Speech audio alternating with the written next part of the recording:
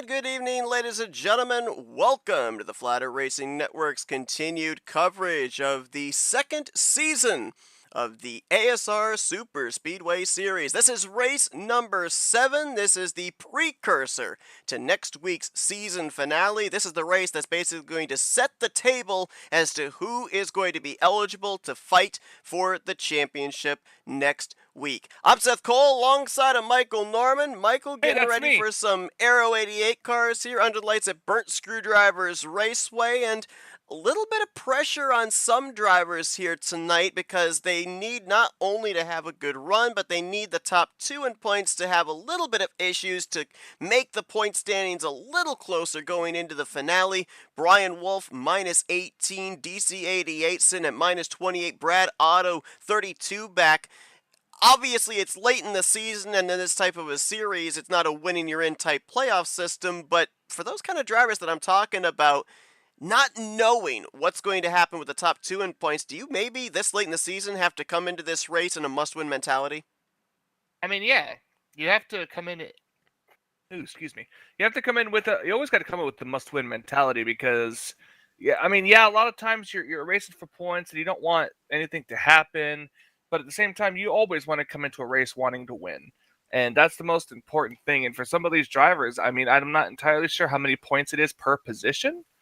But with smaller field, it makes it a bit more difficult to gain points, even if somebody has a bad day. But I think the most important question is, how are my screwdrivers burned?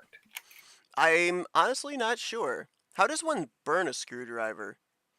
I maybe also get into a fire or some sort. Maybe you can burn the handle, but I don't know. That's what I was thinking, right? Like the handle's usually plastic, but I don't know how you would burn the metal portion of it. Which, if I'm not mistaken, the logo for Burnt Screwdriver's Raceway, it is actually the tip of the screwdriver, the metal part, that's actually on fire. So I don't know how that works. Maybe we'll have to do a little chemistry class to figure that one out. As I believe we are currently into the happy hour session here. They'll be currently going over the drivers' meeting and whatnot. We'll give you an idea of what the point standings look like coming into this race. The last few weeks, pretty much ever since FRN jumped on board to cover the second half of this season, it has been the Brian Rawson Chuck Taylor show, and they have flip-flopped that points lead, it seems like, every single week. It is now Brian Rawson, the points leader, coming into tonight, 6 points in hand over Chuck Taylor. And then we mentioned about Brian Wolf, minus 18, DC88, Brad Otto. Those drivers, they really need a good run tonight, need those top 3 in points to run into an issue. And so far this season as well, you look at the previous 6 races here in Season 2, we have had 6 different drivers go to victory lane, the most recent one last week, and Greg Palmer. So we'll see if we can maybe go 7 for 7 in different race winners going to victory lane here tonight. If I recall correctly, when I looked at the grid, I believe there are, I want to say 3 of the previous 6 winners in the field here tonight. So we'll see if the odds are in favor of a first multi-time winner here in Season 2, or if we will extend the first-time winners on the season to 7. And I have gotten the confirmation there from David Chin in our YouTube chat. 6 different winners this season so far. May the odds be forever in your favor. Indeed. It's going to be a total of 66 laps here tonight under the lights at Burnt Screwdriver's Raceway. And we have seen a lot of varying strategies in terms of these races so far in these last 3, or actually, correction, these last 2 broadcasts, I should say, not including tonight. We've seen, obviously, some really good racing, double wide, 3 wide, but we've also seen pit road play a huge part into the outcome of these races. I don't know what it is, and I don't know if you've picked up on this when in other Superspeedway series that we've covered. It seems like the further we get towards the conclusion of a season, whether it's a playoff system or not, it seems like pit road becomes more and more and more important. Maybe because drivers are realizing they need to preserve their race cars on the long run to be able to be in the conversation for the championship, and in keeping it clean on the racetrack, that means they're going to have to make multiple trips onto pit lane. Yeah, I mean, we're gonna have to wait and see how that's gonna happen here. Want How to many give laps was it? 66? 66 laps. 66. That's actually not quite a lot of laps. I mean, it's not anything different than we're used to on Thursday nights, but you know, it's gonna be interesting to see what kind of strategy these cars are gonna come up with because it all depends on how the race plays out. Could we have a caution? Could we not have a caution? Could we have multiple? Could somebody speed on pit road? Could Seth Cole finally land himself a girlfriend? Who knows? I mean, I know the answer to one of those questions already, and we haven't even gone green. But we'll save that conversation for another day. Want to give a shout out real quickly here as well to the sponsors that allow us to be able to bring you coverage of this race here tonight. Fluid Studios and Bryant Motorsports. Big shout out to them. Appreciate them in allowing us to be able to cover the second half of this season. And of course, as mentioned, this is the precursor to the championship night when the title of Season 2 champion of the ASR Superspeedway Series will be given to a deserving driver next week on next Sunday night. So be sure to join us for that one. We are mere seconds away from these drivers getting ready to go green. It looks like Ken Roberts. And there was one thing I forgot to say. What's that? Forgot to say in my when I was naming off things that could happen, I forgot to say, and are they taking the hobbits to Isengard? According to Orlando Bloom, they are. The hobbits, the hobbits, the hobbits, the hobbits. And he's never wrong.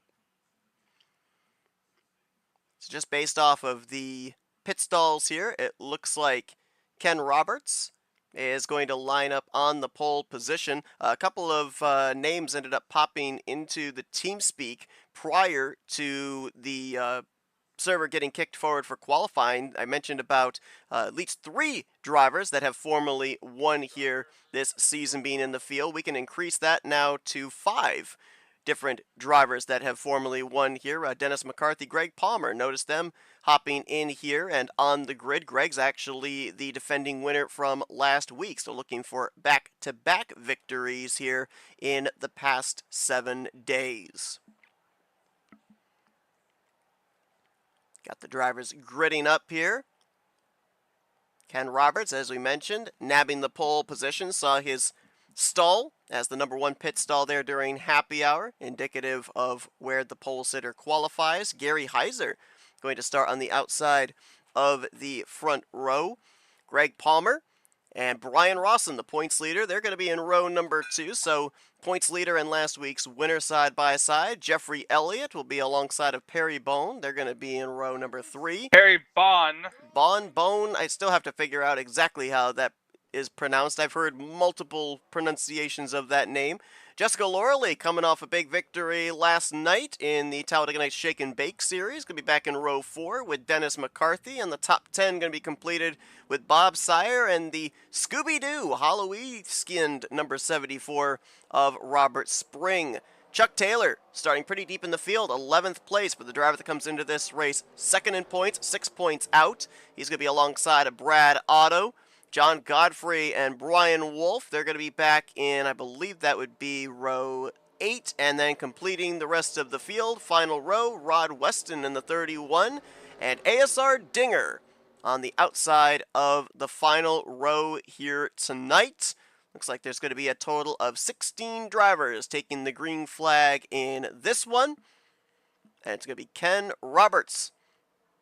That number 55 Mountain Dew Darrell Waltrip throwback. Believe that is a Buick Regal that's going to bring us down here. And the 7th race of the second season of the ASR Superspeedway Series is ready to go green. Time to set the table for the championship race next week.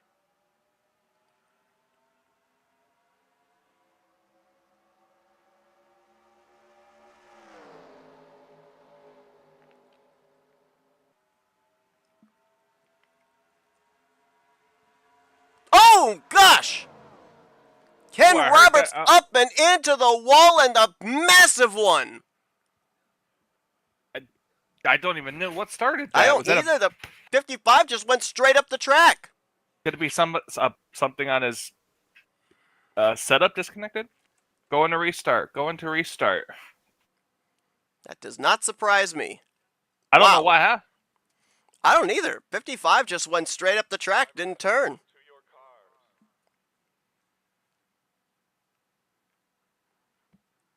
Just about the whole field was caught up in that, too.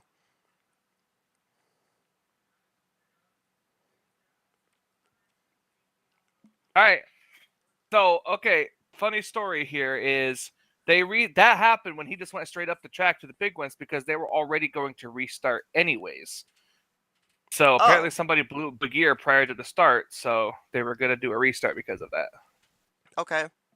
I'm surprised they went green, but maybe they were just making sure I was awake because my adrenaline's going now.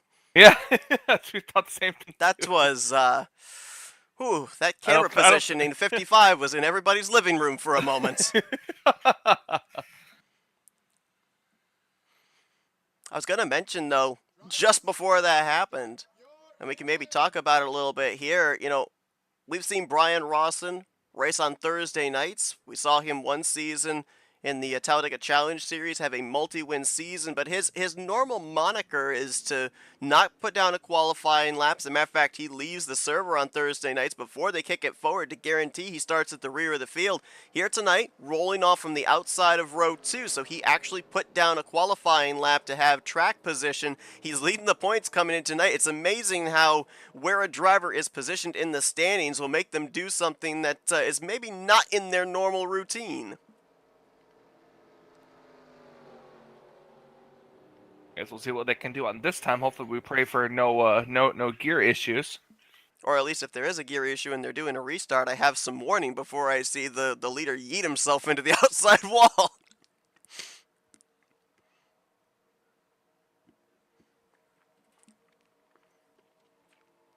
So we'll do it another time here. This will be the official restart now after the initial start was called off. Flagman puts us back under the green flag, and we are now officially racing in race number 7 here tonight. Gary Heiser got a major Is it launch official there. yet? I mean, it should be, I would think. I don't know. Let's wait for the 55 to just turn dead right again. Yeah, no, please no. I can only endure one heart attack a night.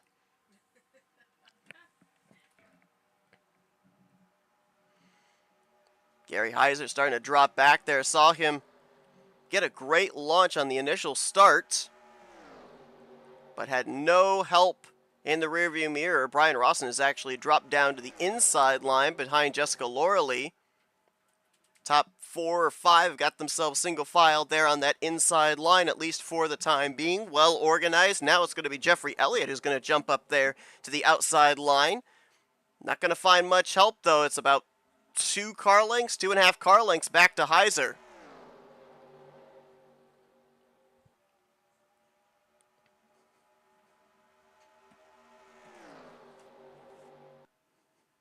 Stick to the inside lane for right now. It's probably going to be your best friend for this first part of this race. They're trying to get the middle lane going, but not quite the same car count we see on Thursday night. So it's kind of hard to see if that middle lane will really get going until I say that, and then they suddenly shift to the middle lane. We talk about it all the time. Smaller field, not as much energy to be able to generate a run, but now you see most of those drivers that were on the bottom have migrated their way up to the middle.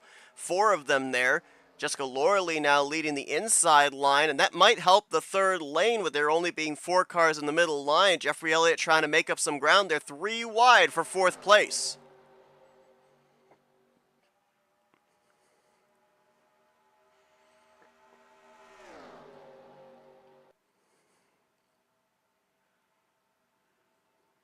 See what kind of a run these cars can get heading down the back straightaway here.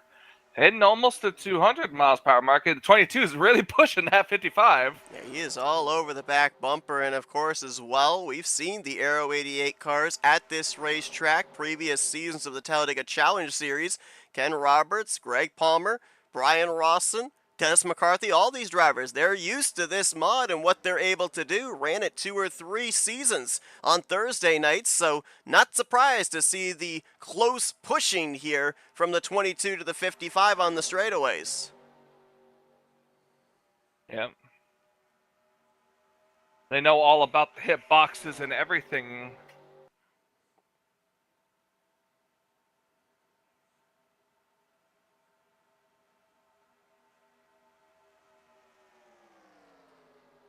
Just checking to make sure, and yep, it does look like our ticker is working.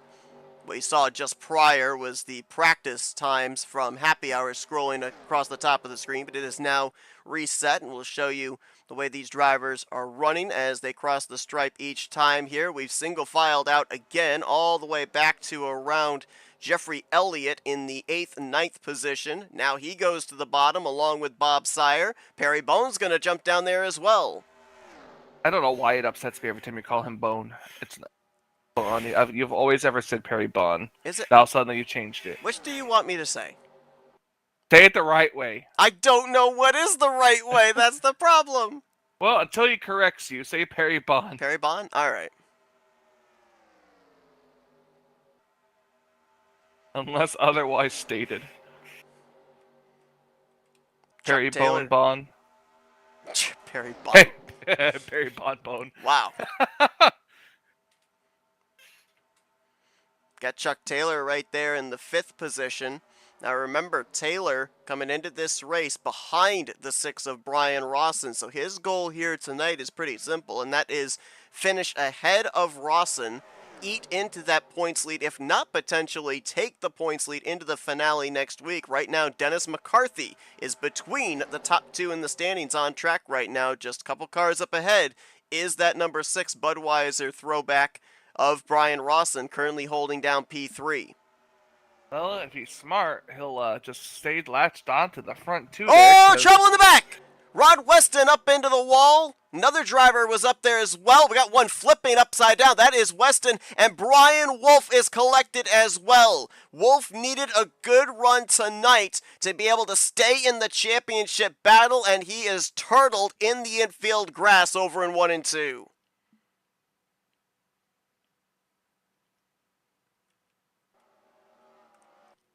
Caution waves.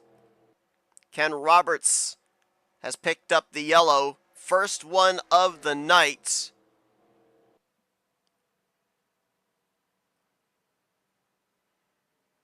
And Brian Wolf, who came into this race 18 points back, needed a good run tonight. At least a top 5 finish to stay mathematically in the hunt. And dependent on if they get that car back out here, I doubt he's going to be up to speed. That may have effectively taken him out of the championship battle. As we'll go back to 1 and 2, see what happened. This was closer towards the rear of the field.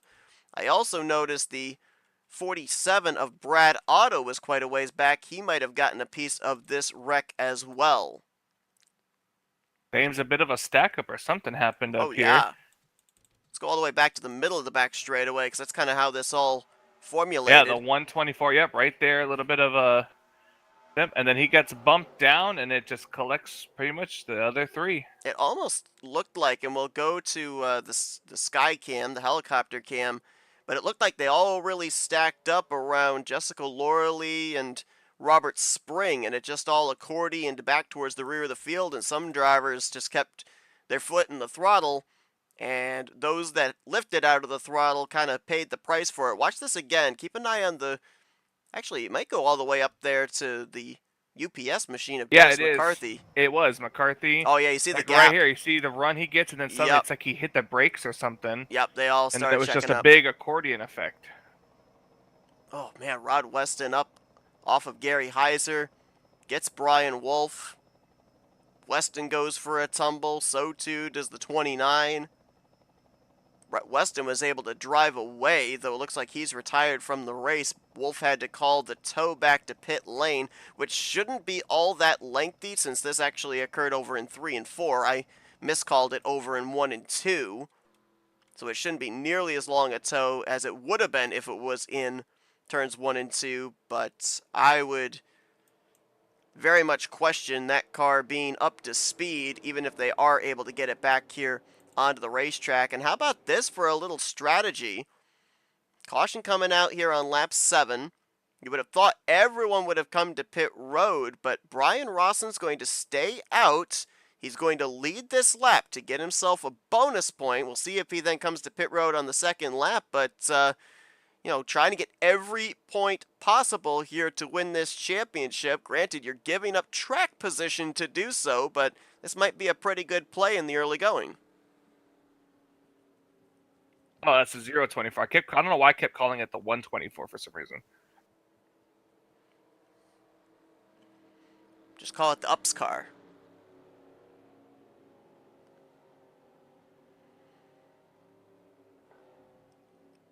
So of the drivers that pit the first time around, pole sitter Ken Roberts won the battle off of pit road, so he's right now in 7th.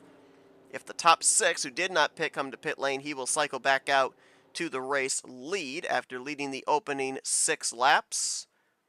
And it looks like Dennis McCarthy's actually going to stay out and lead. Ken's coming back in. Actually, most of the field's coming back in. Ken Roberts, Jessica Loreley, Chuck Taylor, they're all coming back down pit road to top off again. Yeah, say top off your gas tank. Mentioned that Rod Weston is out of the race. There is Brian Wolf back out on the racetrack. But I would assume that that car more than likely is not going to be up to speed. And out of curiosity, I got to take a closer look at this thing. Does that have what I think it has? It does. It's got Band-Aids all over it. Band-Aids and stitches. Look at that. I believe, if I'm not mistaken, that's Mayhem on the rear deck lid. But you can definitely see the roof of that machine. That 29 looks a little dented. And roof damage is going to mean aero damage. Aero damage is going to mean miles per hour lost. And more than likely not going to be able to stay up in the draft. So Brian Wolf, the only hope he's got now is that the 6 and the 18 run into problems here tonight that take them out of the race, allowing him to be able to gain some ground on the top 2 to still have a shot at the championship.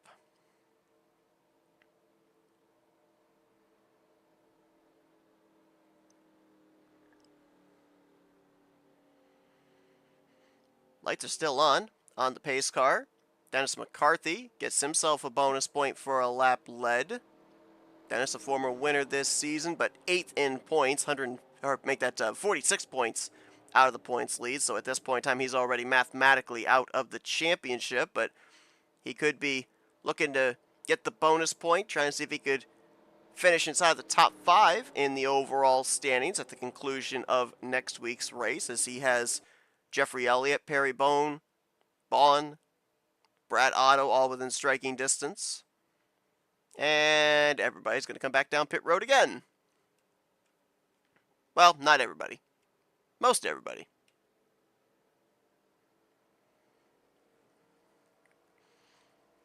So that's going to put Perry out in front. Looks like Greg Palmer will be 2nd, and Gary Heiser will be 3rd for the upcoming restarts.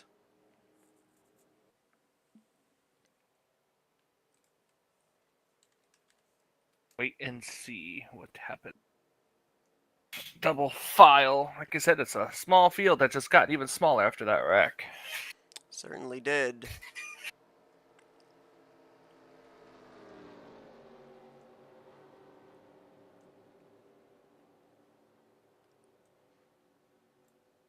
So we'll wait and give you the lineup of who's going to restart where after those that came to pit road cross the start-finish line, leaving pit road after they're topping off the fuel tank.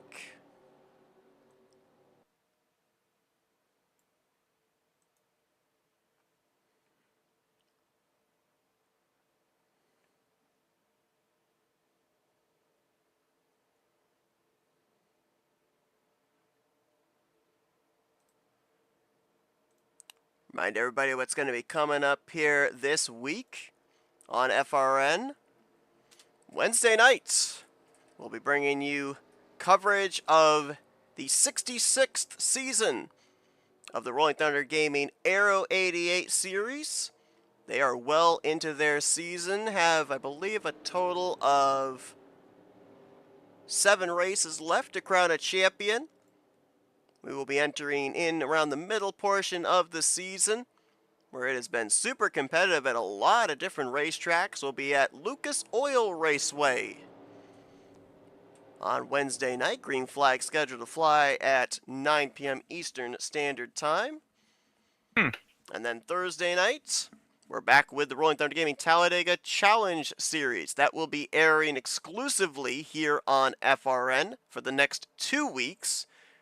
We will close out the regular season on the Flatout Racing Network, and then the simulcast, as Blaine Donna will rejoin us on FRN and Tarnation TV, will resume for the first race of the playoffs.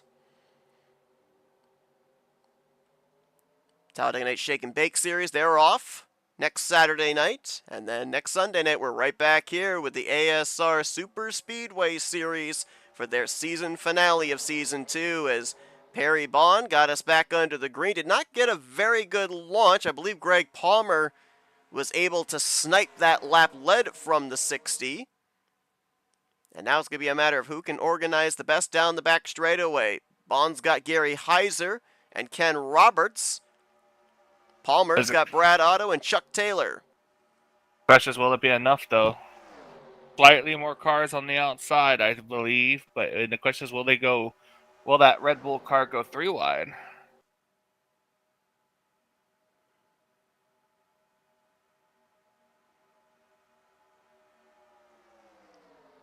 So far, orderly double file to the start-finish line, I believe. Waiting for scoring to officially say. Yep, Perry Bond did lead that lap. Wasn't by much. We'll see what scoring says the interval was between him and Greg Palmer. Coming back to the start-finish line as Perry got really tight off the corner, almost opened up the bottom. Scoring said it was 0.005 of a second that time by the 60 over the 22.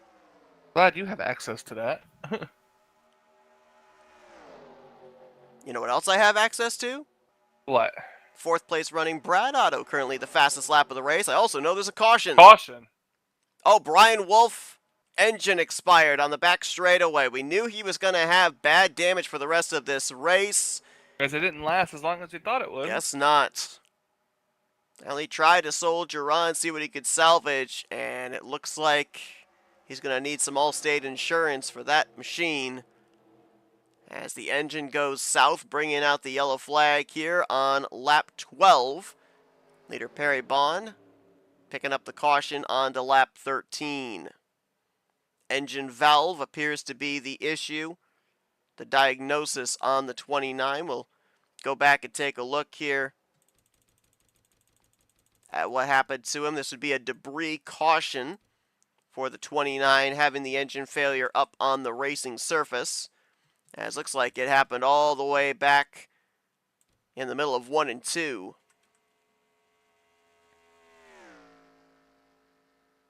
He'd gotten it up to 168, 169 miles per hour, and then it just let go. Why did it feel like you said 869 miles per hour? I'm like, dang, no wonder it let go.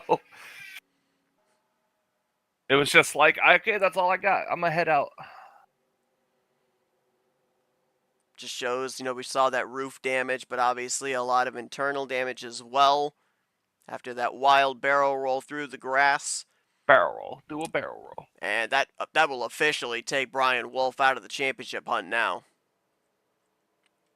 Well, when it's not your night, unfortunately, it's not your night. Yeah, had put together a great season up to this point. Had Brian coming into this one 3rd in points. He was the highest in the standings without a victory. 2 top 5s and 6 top 10s in the previous 6 races.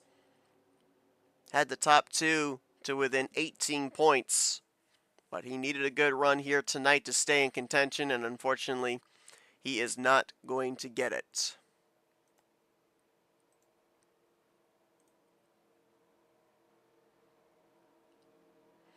Well, I mentioned about what we got coming up here on the FRN side. Want to give a little shout out to our friends at Split Second Broadcasting as well, as I've had the honor of helping them cover the 11th season of the Great Lakes Racing Truck Series, and they've got their championship race at the legacy version of the Texas Motor Speedway this Tuesday night. at 8 p.m. Eastern Standard Time. Myself and my broadcast colleague Ross Brockman going to be bringing you coverage of that race, and it's a close one. It's going to be, it looks like, a two-horse race. Last season's champion, Hunter Madalinas, and Matthew Weeks, who has had an incredible season, picked up the victory last week at Iowa to keep the points lead. 14 points is the interval between Weeks and Madalinas coming into Texas, a track where Madalinas last season won and Matthew Weeks DNF'd. So will lightning strike again? Will Hunter Madalinas be a back-to-back champion, or will Matthew Weeks, who has had an incredible season with 4 trips to victory lane, will he be able to claim his first championship in the Great Lakes Racing Truck Series? You can find Great Lakes Racing Truck Series coverage on split-second broadcasting on both YouTube and Twitch. Again, Tuesday nights, 8 p.m. Eastern Standard Time. It's been a really fun season. Really, really fun. Yes. I mean, yes, a little bit of everything. There's been fuel strategy races. There's been tremendous long green flag runs. The race that we had this past week that set up what the championship battle is going to look like was crazy, because it was Iowa Speedway, and the guy who ended up winning, Matthew Weeks, said, I'm 50-50 about that track. I don't have a very good history there. What'd he do? He went out and won it. So I've gotten to the point now where I'm kind of numb to drivers saying it's not my best racetrack, because they say that. I'm not that great at that racetrack. I'm nervous about that racetrack, and what do? They go out and win at it. So it's gotten to the point, never believe what a driver tells you in a post-race interview, because they'll go out and prove themselves and you wrong the following week. Yep, sounds about right. We all know how, and we know how that works with certain people too. So Brad Otto going to stay out here, and he'll resume the lead as we saw Greg Palmer come to pit road. So we're going to step aside for an FRN race break, and we'll come back and resume coverage when they go back green here in preparation for the second restart of the night here at Burnt Screwdrivers Raceway. Don't go anywhere. We're going to keep you here with the pacing, and we'll be back to cover the racing when the green flag is ready to fly.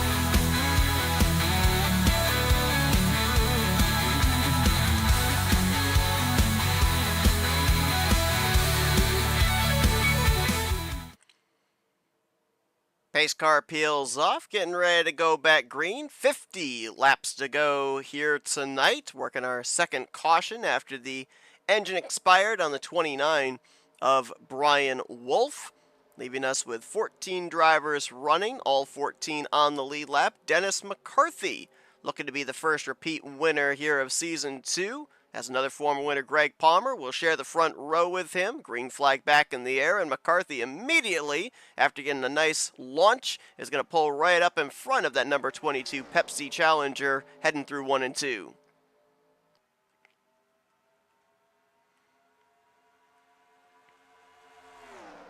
Gary Heiser will head up the inside line with Ken Roberts down the back straightaway. They're peeking 3 wide further back. And now Greg Palmer is going to go up there to the outside. I don't know if he got a bad bump from Perry Bond or what the case was there. He was able to hang on to it. But that just killed the momentum of that middle line. Now the inside line have got at least the top 2, maybe 3 clear. As Heiser now goes to the outside line. I say, yeah, 3-car moves to the outside. I guess he's trying to get that big draw up that second pack there, but they're just going to leave him in the dust. Yes, they are. Big run from McCarthy, puts Heiser in the middle. He's in the sucker hole going backwards. Inside line continues to benefit from this racing in the upper 2 grooves. As now Jessica Loreley, Jeffrey Elliott, they get clear. Now Brad Otto going to move up to that middle line. He's not going to find any help. Like they've abandoned the middle lane. It's going to allow these 3 cars up here to break away a little bit. Brian Rawson, you saw him move from bottom to top to pick up Dennis McCarthy, trying to get that 3rd line moving forward. He moved from about 6th up to 4th place on the back straightaway into 3 alone, as everybody else was checking up in the middle to outside lines.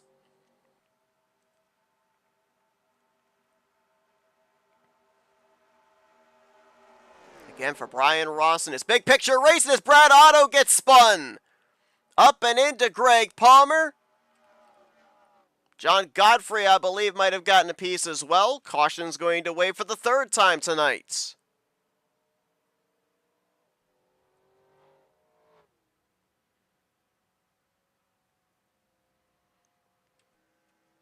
Robert Spring. I believe that could have been on Perry Bond. I heard that he was claiming this incident. Okay, we will check back on that. Brad Otto was the car first I saw that got spun around. Also notice Robert Spring and ASR Dinger a long ways back here, as well as Bob Sire. So either they missed the green flag or they must have some damage maybe. I'm not sure. I don't remember seeing them involved in anything. But they were both, all 3 actually, a long ways back. As a matter of fact, the 72 and the 27 are scored a lap down. I think they were maybe on pit road for a while. Maybe. Like, I don't know exactly what happened to them that caused them to be so far back. I believe those 2 cars, though, they just mentioned, the 72 and the 27, they'll get the free passes. And, oh yeah, you see Perry Bond. Moved up the track there. Perry Bond. I'm covering my bases. That way I'm at least half right.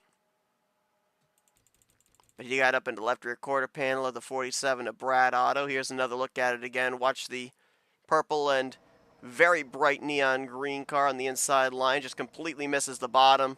Travels up into that middle line. Nowhere for Greg Palmer or John Godfrey to be able to go as they stacked up right behind the 47, who was 90 degrees the wrong way.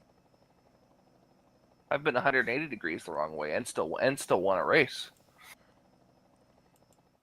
Yeah, but that was only that's a different story. That's only because they decided to throw a caution and you won by proxy. Pretty much. So is it really a win? Yes, because I got credit for the win and I got the prize money. So just checking here. See if we can figure out how the 72 and the 27 fell a lap down. It actually looks like they came down pit road coming to green. Oh no. Oh, because they Oh, wrecked? this didn't bring out the yellow. We completely missed this. Bumper grab off of Chuck Taylor sends ASR Dinger down into Bob Sire, who makes contact with the inside wall. So this explains a lot of why those two drivers were a lap down. So this Well, didn't then even bring out the yellow. this caution saved them. Yeah, it certainly did. Both these drivers came down pit road here as well. That's what lost them the lap. And then we had the wreck over in turn one after the field had bypassed them on pit road. So yeah, that caution saved these drivers for sure. They'll get the free And if they're not a lap, passes. I was gonna say, yeah, if they weren't a lap down, they would be just cycle straight around to the lead. No, they are both a lap down. They lost a lap on pit road, but by the benefit of there being two lucky dogs, this will put them back on the lead lap. So perfect timing for them. In that yellow flag coming out, they'll have more than half this race to be able to work with to try and get back up towards the front.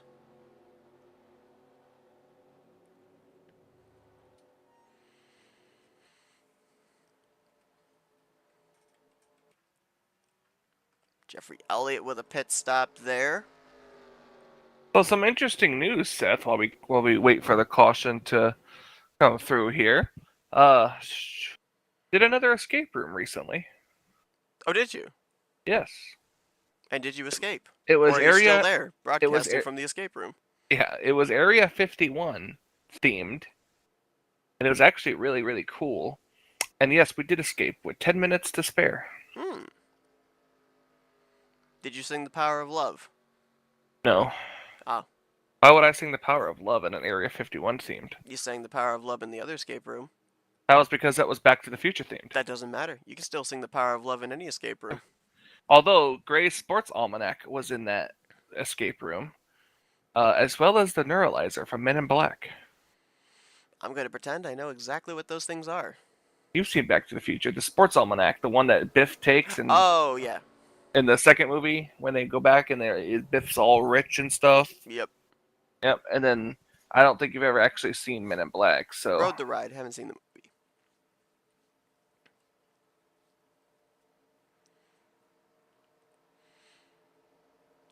Again, appreciate everybody tuning into our coverage here tonight of this race. Give you a little update on where the championship competitors look like they're going to be restarting. Chuck Taylor, one of the first ones off of pit road of those that have pit. And he's going to restart in 5th. Looks like Brian Rawson will restart in the 8th position. That is, again, provided we don't see them all come down pit road again this following lap to be able to top off. Right now, when we go back green, we're going to be very close to being able to make it on one pit stop. I think we might be just short, maybe a lap or two short, but it could be really close here if some drivers are able to save maybe that lap and a half each run, that maybe they could stretch it and make it to the scheduled distance on just one more pit stop. To that end, I think we're going to see a lot of drivers come to pit road here at what I believe is going to be the 1 to green.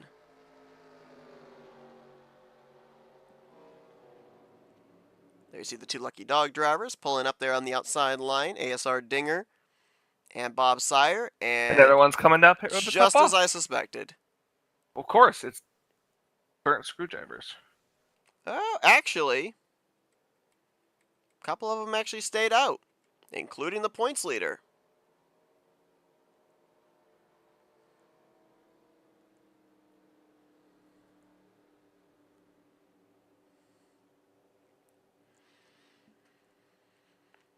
Well, I was going to mention, I believe it was prior to the second caution, that Brad Otto currently holds the fastest lap of the race overall, 48.018. Just run at the back of the pack for a little bit, lose a little bit of draft, and then draft back up. You'll get the fastest lap just that quickly. And that equals out to There was a wreck on pit road. 199.232 miles per hour. Perry Bond involved.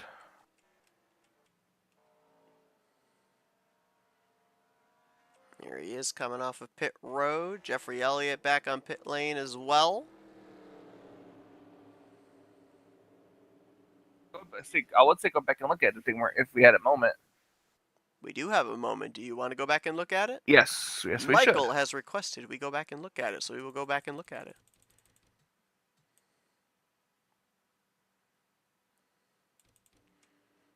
Somebody coming out while he was coming in? I believe that the 94, oh no, the 028.4 was coming out.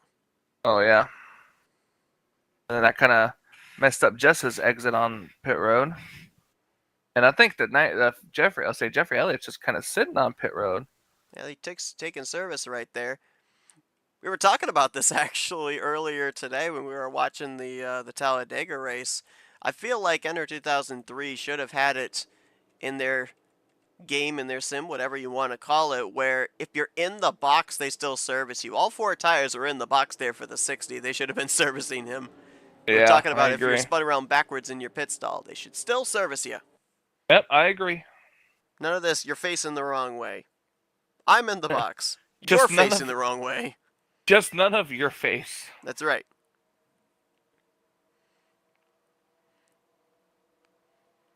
So closing in about 10 laps away from the halfway point here tonight.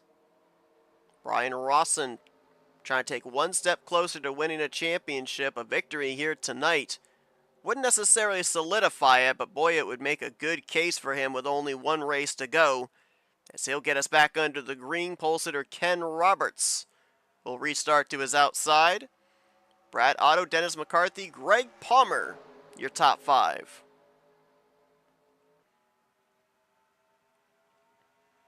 We'll have to keep an eye on that 47, 22, and 7-11, who were all involved in the last caution over in turns 1 and 2. It is moderate damage, so we'll see if they still are going to be able to remain competitive or if they sustained enough damage that it might hinder them while in the draft.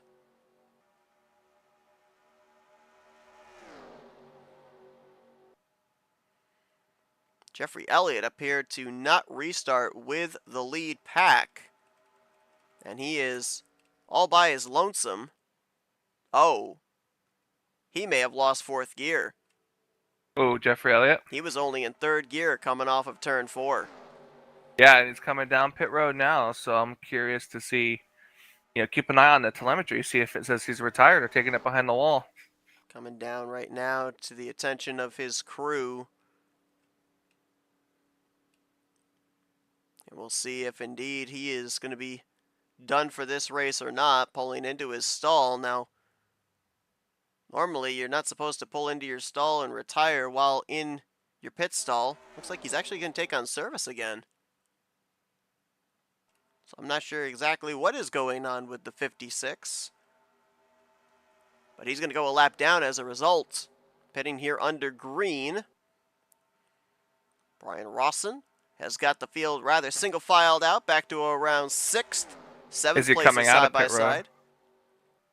That's the question. Nope, looks like he's kind of still just sitting there.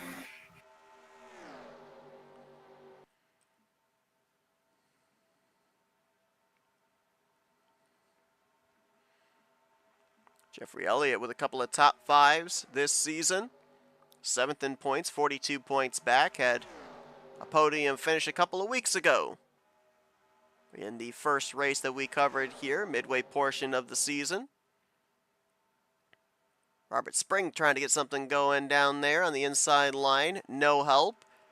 We're in October. We're in spooky season. Love the livery on this car. The Scooby-Doo number 74. It's got the mystery machine on the back.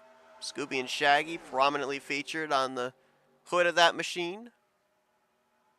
Whoa! Gary Bond up the track there. Maybe a little contact between himself and Gary Heiser. Calm down a little bit there, Seth. That was my calm down. Whoa! Are you sure? That just seemed like you were screaming for Cody Rhodes.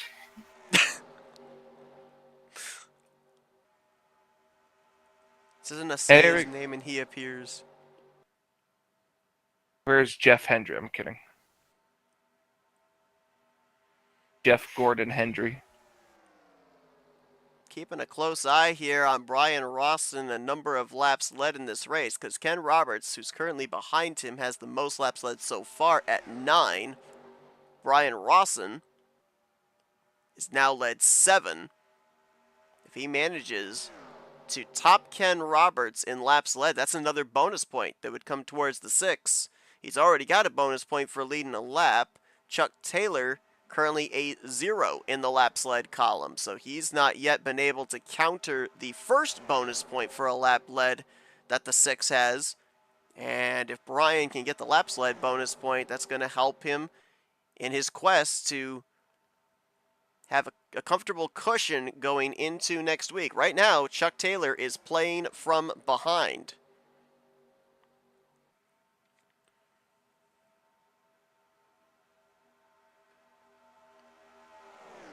Six car leading. That's not what. What was his name? I forgot what his name was. The other one needed to see that 6 car leading because that's bonus points. And he's also 3 positions up on Taylor. So that's even more points that Chuck would currently be losing to the driver of the 6. Now, the only detriment right now that I can see, if you're Brian Rawson, yes, is being the race leader, you're obviously using up more fuel. When I said that these drivers potentially, if they saved enough, could maybe split this run in half and only have to make one trip to pit road, Brian Rawson can't do that. That is a leader. Nope. There's no way he'd be able to save that lap to lap and a half of fuel.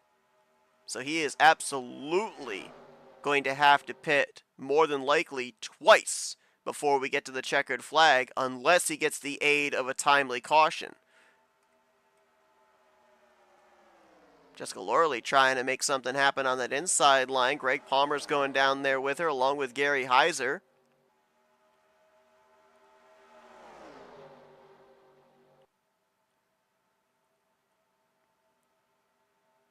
Looks like they kind of leapfrogged the 7-Eleven of John Godfrey. Tuck up in line behind the 18 of Chuck Taylor, so they just went from 6th and 7th up to 5th and 6th. Brad Otto is losing the draft. He's got some damage from an earlier incident, and looks like he may not be able to stay up here with the lead group. They're getting a little testy up here inside of the top 3.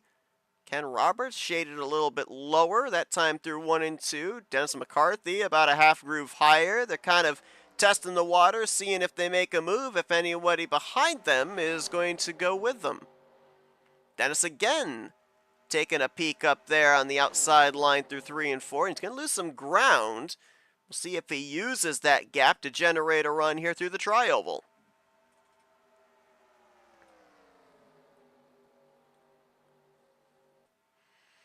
Looks like Jeffrey Elliott may be effectively done for the night. He's still sitting in his pit stall. He has fallen 7 laps down to the leaders.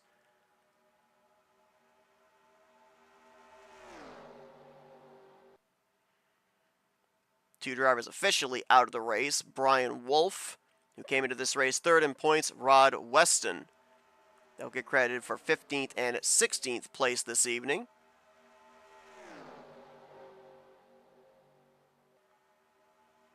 So we went back green at the start of lap 23, the conclusion of lap 22. Normally in these races with 2X at a 2.66 mile superspeedway, we're told that the fuel window is roughly within the 19 to 20 lap range. So we're looking more than likely about another 8-9 laps. And these drivers will have to be making a dive onto pit road. Question is when and where. And how many?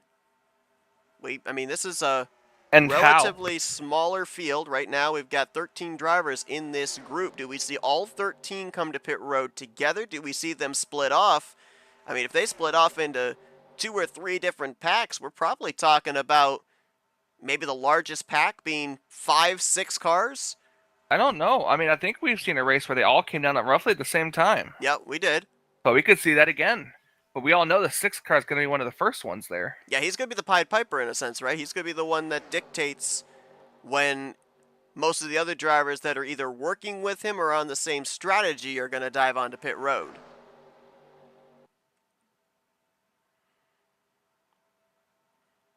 everybody was on pit lane under the last caution, so nobody's playing alternative strategy like they were under the first couple of yellows.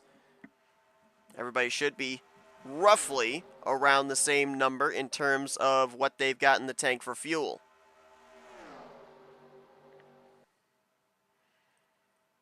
Inside line, Jessica Lorley, Greg Palmer again trying to do the leapfrog, I think, here. John Godfrey's come down there to help as well. 3 cars on the inside line. There's about a half dozen or more on the outside line. This could also be a bid by those drivers of getting down to the inside line here in knowing that sooner or later, most of the front runners are also going to go down to the inside line in preparation for that green flag pit stop. So they might be trying to preemptively get to the bottom before those drivers do. Oh! Hard into the wall goes Bob Sire. Caution's going to come out. I think his engine just let go, and there's going to be more drivers involved. ASR Dinger is collected up, Yes. as well as Robert Spring. And to confirm you, yes, he blew up. 27 blew up. That's what I was just told. Big hits for a number of drivers there after the 27 shot down the racetrack after the engine let go. I think he was trying to get out of harm's way. Yeah, I think so too. Looks like the 72 and the 74 both going to get collected up into this. Jeffrey Elliott has returned back onto the track, albeit 9 laps down. He'll get the free pass here under this caution. And guess what? These drivers may or may not have wanted to see this yellow because it puts them still outside the window to make it the rest of the way. They could pit now, but we are currently, this time around at the line, going to be at 30 laps to go. So yeah, we are definitely, we're looking anywhere from 8 to 10 laps short of making it. Oh yeah, at that point it is about 10 laps. So then what would you say, Seth? Go 10 laps, come in, top off all the way, take it full. Oh my god, I can't talk. You got this. Full of fuel all the way up there and just run it those last 10, 11 laps after, after the restart, or if a caution doesn't come out? What do you think? No, I think you run it until it's dry, honestly. I think you make the, because the reason being, I think you would take on less fuel if you stretch it as far as you could go. If you get to that 10 lap marker, you're putting in a can of fuel. But if you try doing it as soon as the window opens, you're more than likely going to not be coming down with a lot of other drivers. And we've already talked about the difficulty of generating a run with how few drivers there are in the lead pack. In this wreck right here, you're going to take out the 27, maybe even the 72 and the 74, depending on how much damage they sustained. It's going to make it even more difficult. You've got to come down pit road with as many drivers as possible here when we get to that final pit stop. Boy, ASR Dinger got hit not once but twice. Oh man, and then Robert Spring got hit a second time there as Sire came back down the track. Some pretty heavy contact for all 3 drivers. And that's the second mechanical failure we've seen here tonight. Now, granted, the mechanical failure on the 29, he had a lot of damage from an earlier incident. But that is still the second engine failure we've seen so far here this evening.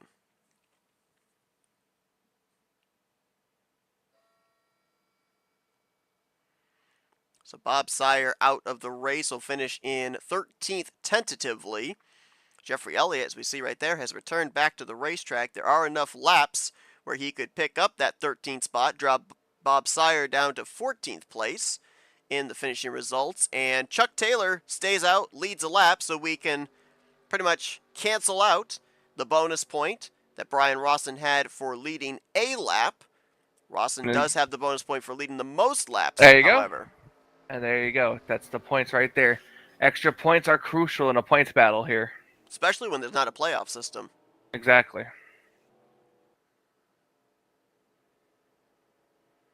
Now tell us, Seth, what's your overall favorite type of points?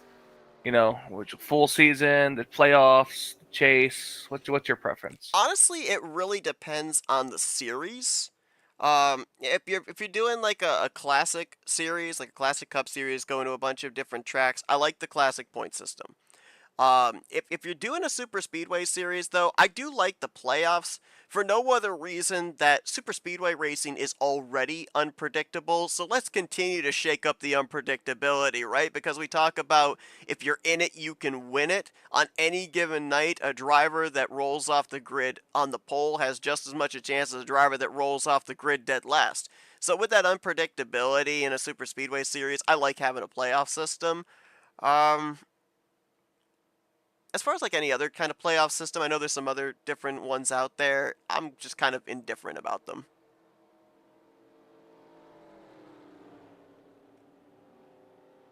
It'll be very interesting to see how much more excitement revs up here in these final couple of laps. And the thing of it is, too, just kind of going back to your question on that, I'll be honest, I've seen championships come down to single digits in a classic points system just as much as I have in a playoff system. Like, a lot of people will say, well, it makes it more exciting, it makes things closer. No, that's not a valid argument. I've seen close battles take place as well in a classic point system with no playoffs. So, but it's to each their own. What everybody likes in terms of playoffs or no playoffs, and really doesn't matter as long as the racing is competitive each and every week, which it certainly has been the case here on Sunday nights. So Brian Rawson's going to re-inherit the lead. Ken Roberts will line up to his outside, and Jeffrey Elliott will get the free pass. All that's going to be taking place here as we're going to head into an FRN race break. And we'll be back here for the restart. We've crossed the halfway threshold of the 7th race of the season here tonight. Brian Rawson's led the most laps. Will he be able to lead the most important one? We know we can't make it on fuel. One more pit stop awaits these drivers, and we'll get ready for the restart here in just a few moments. Don't go anywhere. Our coverage continues right after this.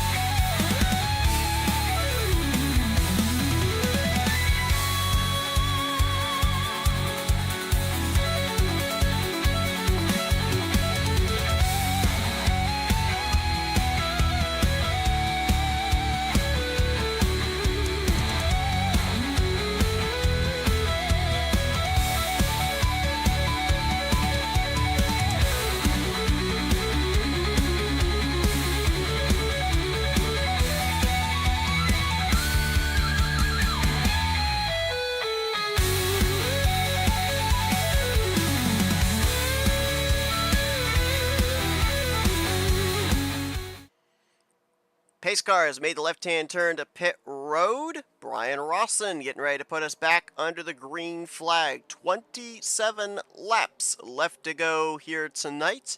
And the penultimate race of the second season of the ASR Superspeedway Series.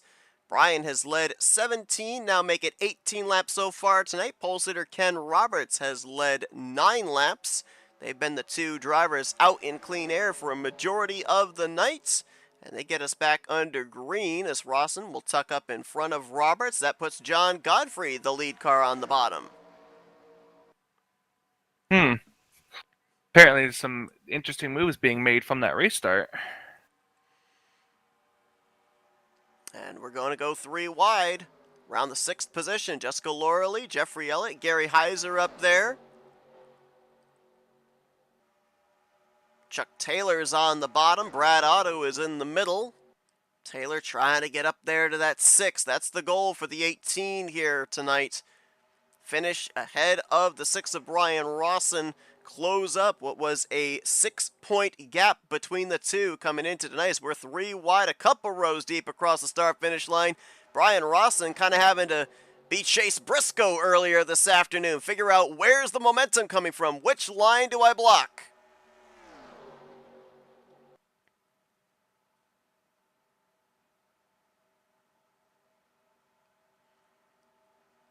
Goes up to block the outside line. And the 094 going to take it to the inside. Loralee to the point. Elliott into second. Heiser into third. Those were the 3 that tried that third lane, and they now find themselves the top 3 off of 4. Right where they need to be. Jeffrey Elliott right now 8 laps down. Saw him with an extended stay on pit road, but that car is obviously up to speed. Could be an X factor here. Looks like Loralee gets a bonus point for a lap led. Now moves up to that middle line to tow along Brian Rawson and Ken Roberts. And now going to get left in the middle 3 wide as here comes Rawson to go back to the point.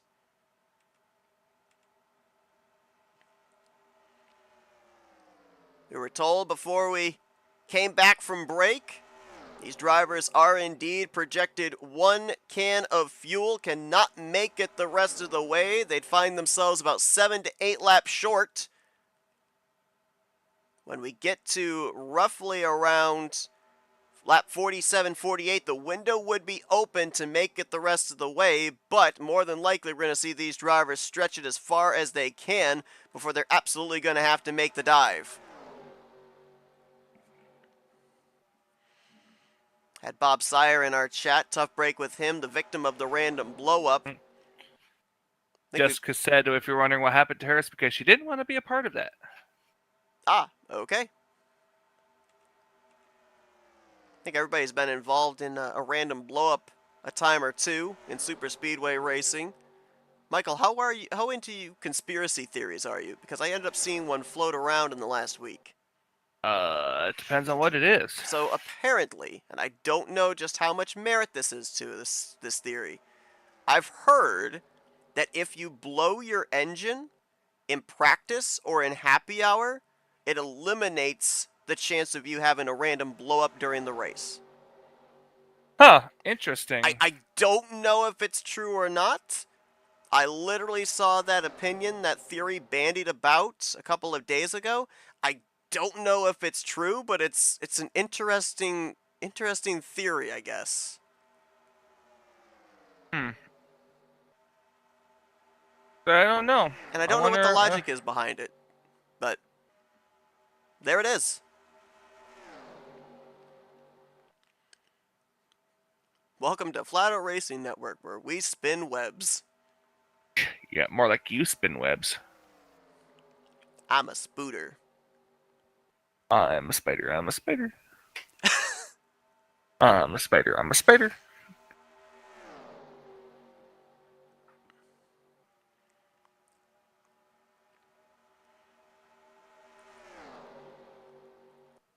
Well, they're fanning out here. Off of turn 2, Brad Otto, Robert Spring, Perry Bond, Jeffrey Elliott, all up there against that bright blue wall. Otto's going to get alongside of Brian Rawson here through 3 and 4. Which lane's going to have the momentum off the corner? It looks like it may be that extreme outside line.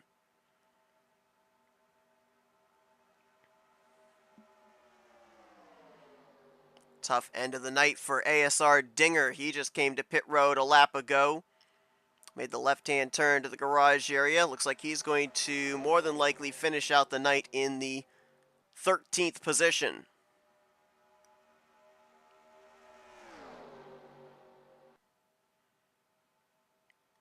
Right now we've got 12 cars running.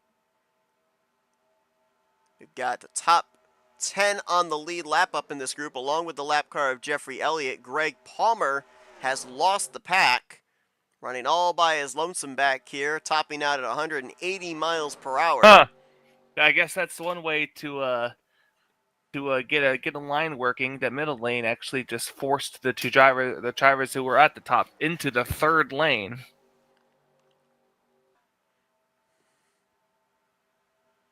Interesting to muscle your way up there. Yeah, do we call that bullying? Lane bullying? I think so.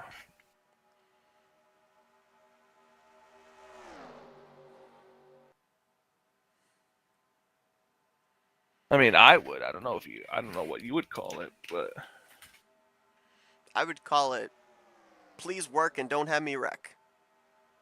I would call it just wreck anyways.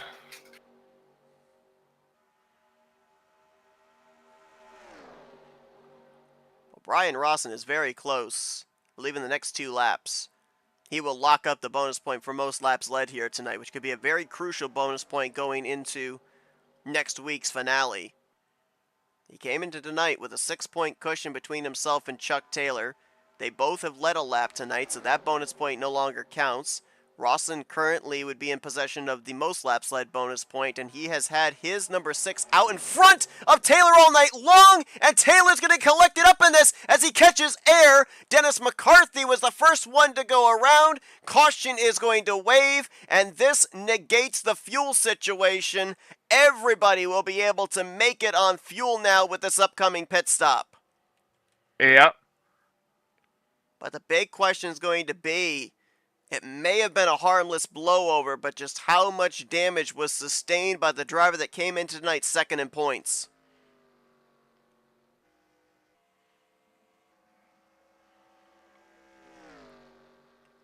And I think when we go back and look at this, I think we're going to see that there was some massive checkup on the outside, potentially some bumper grab.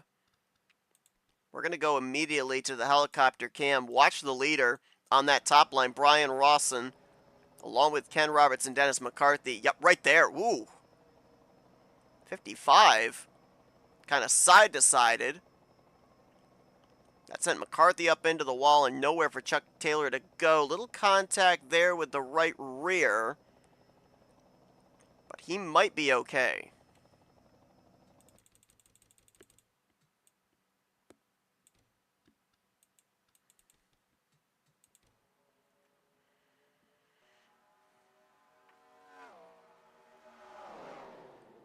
You see right there the 024 get redirected back up towards the outside wall. Chuck Taylor catches air. Car did not land violently back on its wheels, so that's why I think he might be all right.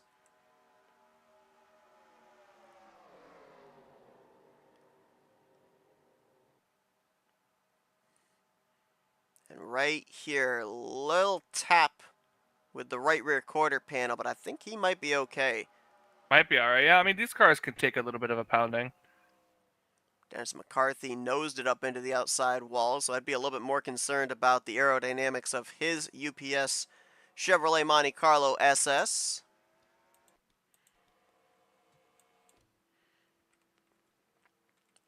And this was a huge break for Greg Palmer because I believe the field was not that far away from putting him a lap down. This will keep him on the lead lap. He will not need to take the lucky dog.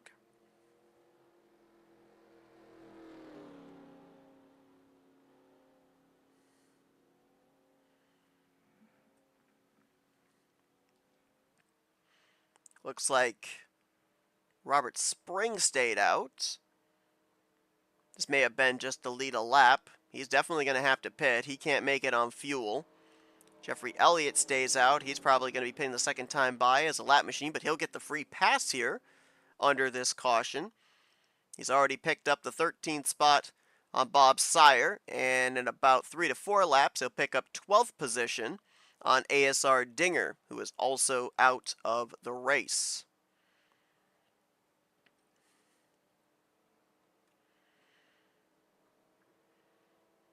But under this yellow, everybody that pit, they should be able to make it the rest of the way. That number 1 pit stall for the pole sitter Ken Roberts going to pay dividends. Looks like he's going to be the control car. Brian Rawson, where in the world did he go? All the way back here. Very slow pit stop for him. Probably just dotting his I's, making sure he's good to go. Maybe he took tires. Okay, well, maybe he did. But maybe he didn't. Let's see, because he was the leader when they were coming back around for the yellow. Oh, wait a minute. This is after they left pit road, and if he does what I think he does, this is the usual telltale sign that he may have been busted for speeding on pit road. He might have.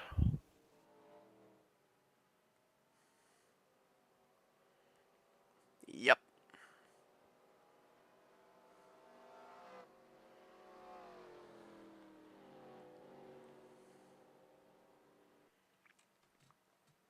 See him letting all the leaders on by. He would have, it looks like, restarted in 2nd place, and now he's going to restart back around 8th position, as we had more drivers on pit road again.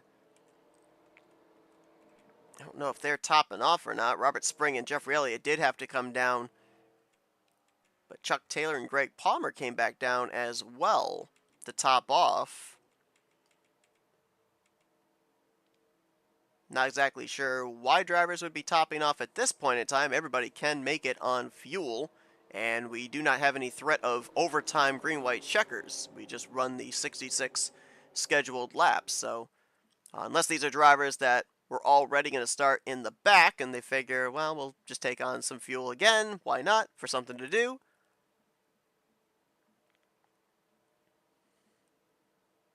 Well, we're going to get a restart.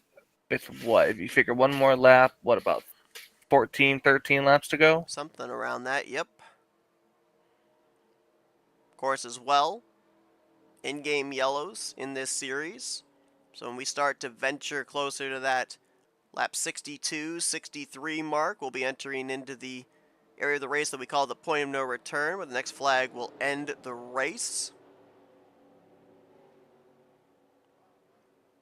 These drivers are good to make it the rest of the way on fuel, so we get to that point, the gloves are going to come off. And we may end up racing back to the race ending yellow, or if we are able to receive the white, we would race back to the checkered flag. 12 drivers left to settle this out as Brad Otto with a late peel off back to pit road. He was going to restart in the 5th position, but it's going to give up that track position here. Of the 12 drivers still running, 11 of them on the lead lap. So far here tonight, looking at our lap leaders, Brian Rawson has led a race-high 26 laps. Ken Roberts just crossed the stripe for his 11th circuit out in front. 3 laps led each by Perry Bond and Dennis McCarthy. 2 for Gary Heiser and Greg Palmer. And then 1 lap led each for Jessica Loreley, Robert Spring, Chuck Taylor, and Brad Otto.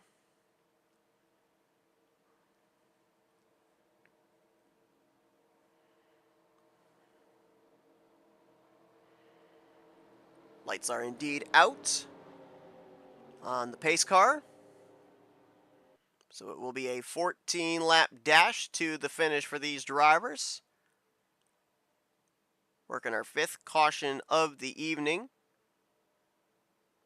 So far tonight, 3 cautions have come out for cause. 2 cautions have come out for mechanical failures. 4 drivers out of the race. ASR Dinger, Bob Sire, Brian Wolf, and Rod Weston. Jeffrey Elliott, the only driver off the lead lap, 9 laps down. Currently in the Curious to 13th see. position, soon to be 12th. I'm curious to see what, or what the points are going to look like after this for definite sure. Well, I think it's going to be much like we were talking about this Tuesday night on Split Second Broadcasting. It's going to be a 2-horse race for the championship next week. To your point, though, not sure what the interval is going to be. It was 6 points between Rawson and Taylor coming into tonight. We know that Rawson at least is going to have a 1 bonus point advantage for most laps led over Chuck Taylor. But if Chuck Taylor, there's still enough cars in the field. If Chuck Taylor can come up here and win this race, and Brian Rawson finishes last car on the lead lap back in 11th, then Taylor would retake the points lead going into the finale next week. It wouldn't be by much, but he would take the points lead. So I there's saw a still big gap on the outside lane. The cars were not closed up. I'm not sure if that was some type of strategy. That was Brian Rawson in the 6, who did not get going. Almost wonder if maybe he's missing a gear. Was that a first to third upshift for the 6 car, possibly? Not sure. I don't know, but I mean, that's not always bad because once you get up to speed with that, you really can roll with it. Oof. Whoa! You can also give a shove like that to Dennis McCarthy, who got a little out of shape down the back straightaway. Godfrey coming back in here on the inside line there. Ken Roberts leading this race. He was looking like maybe one of the cars to beat last night in the Talladega Nights Shake and Bake Series. Led most laps in that one. He started on the car to pole beat, position. and then he got beat. Yeah, he also flew down Did the back he fly straightaway. away? Almost. Almost only counts in horseshoes and hand grenades. He caught air about 2/3 the way down the back straightaway and didn't land until the entrance of turn 3, if that answers your question. Oh, he flew.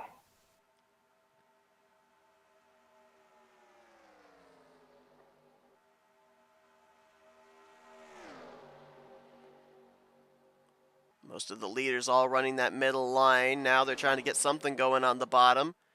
Rawson, McCarthy, Godfrey's down there, Palmer.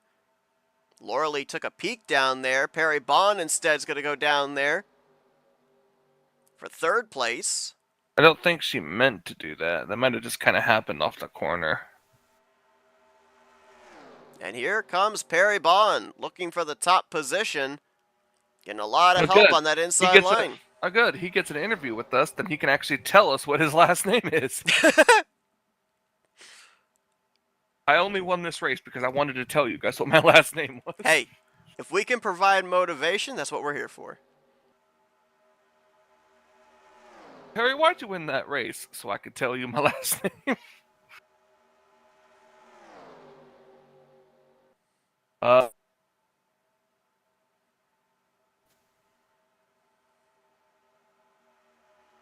Three wide for 2nd. Heiser's in the middle. Laura Lee on the top. Bond on the bottom, and that's going to have Ken Roberts clear of all 3 lanes through 1 and 2.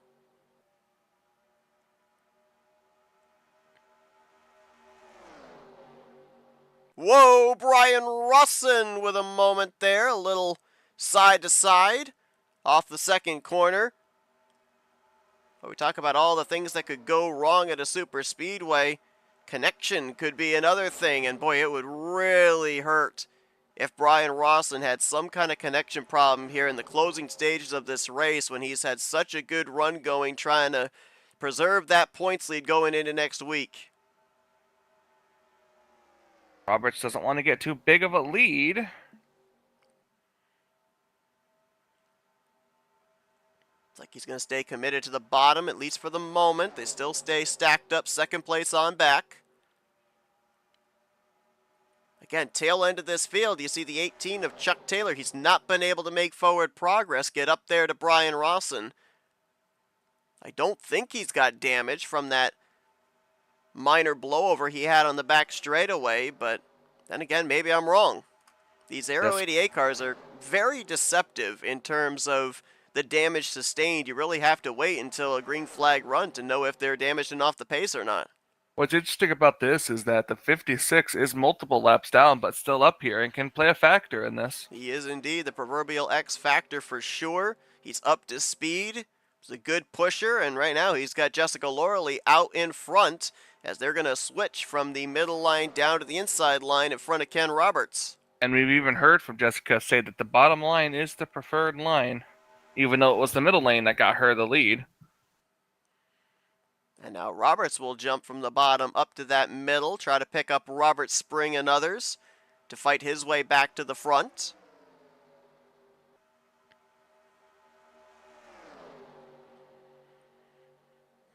It's like all 12 cars are up in this lead pack here that still remain in this race. 11 of them on the lead lap. Jeffrey Elliott, the only car one lap down, second in line right now behind the race leader Loreley. 12 cars sounds like an IROC race. It does actually, you're right. Well, we're looking at Jeffrey Elliott. It says he's on lap 50. It's getting me confused. I'm like, wait, we still have 10 laps left or 16 laps left? Middle lane, not really there, broken up. So right now, Jeffrey Elliott is Jessica's best friend. Well, not for much longer. Brian Rawson trying to clear up in front of Ken Roberts as he'll pick up Dennis McCarthy.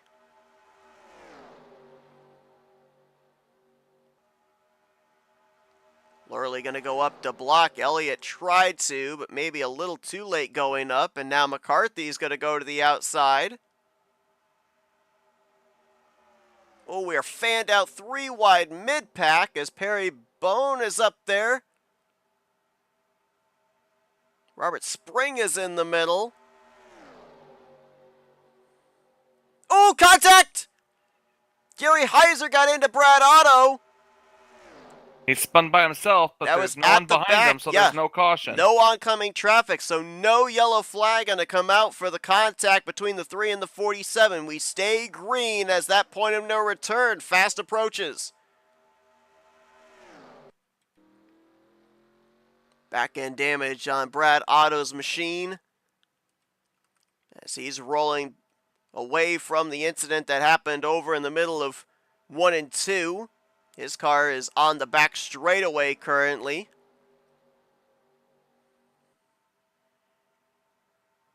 We mentioned about the fact 6 different drivers have won the 6 races so far here this season. We've got 2 candidates in the top 2 positions right now to be the first multi-time winner on the season. Dennis McCarthy, who ended up winning race number 3 as Brian Rawson's around. But is that going to be a yellow? That might be off the racing surface. Yeah, we're still green. We've seen this so many times when cars spin down below that yellow line. It may not necessarily bring out a yellow. Perry Bond and the points leader Brian Rawson collected up in that, and there you see the pace car sitting idly on pit road. And Roberts and Heiser are coming in. I think these are penalty cars. I think the 55 may have been the one that spun the 6 out. The 3 we know made the contact with the 47. They're coming down to avoid post-race penalties since their incidents did not bring out cautions. And now look at what's going to happen here. It's going to allow Jessica Loreley and I can't remember his name, Jeffrey Elliott, to get a good run going here. Going to bring Godfrey.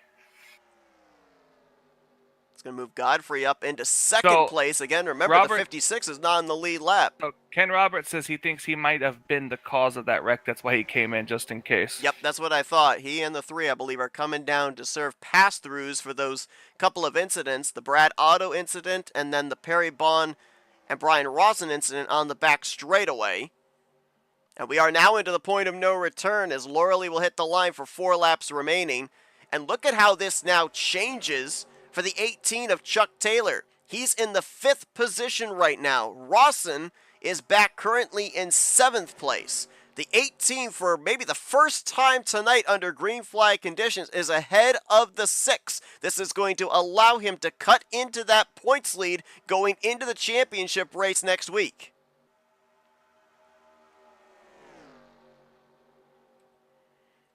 Again, we need to remember the 56 is not in the lead lap. So right now the top 5 would be Loreley, Godfrey, McCarthy, Spring, and Taylor, with 6th place Greg Palmer trying to stay connected to this lead pack. And I'm gonna say this too, just like you heard like Darrell Waltrip and Larry Mack back in the day tell you, it's hard for you to just be able to pull up and pass when you're running single file like this, because that's what this is based off the old style drafting. And yeah, you might be able to, but I don't see the 56 being multiple laps down coming off the back bumper of the 094. But we've seen Jeffrey Elliott here these last 10-15 laps be pretty committed to pushing Jessica Lorley to the front. They went up to the 3rd lane together to get up to the front.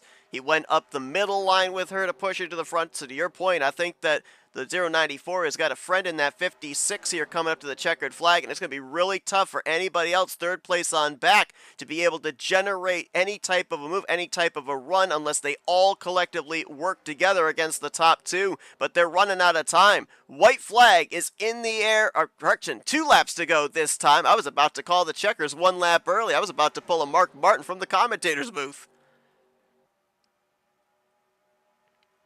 2 laps to go, under 2 laps to go here now. About a lap and a half here. That yellow line is going to be Jessica's best friend here. Oh, they got 2. That's McCarthy and Spring up there. Chuck Taylor as well. It's going to be 3v3, it looks like, with a little less than a lap to go. Elliott's going to move up. Lorley's going to move up to block that run.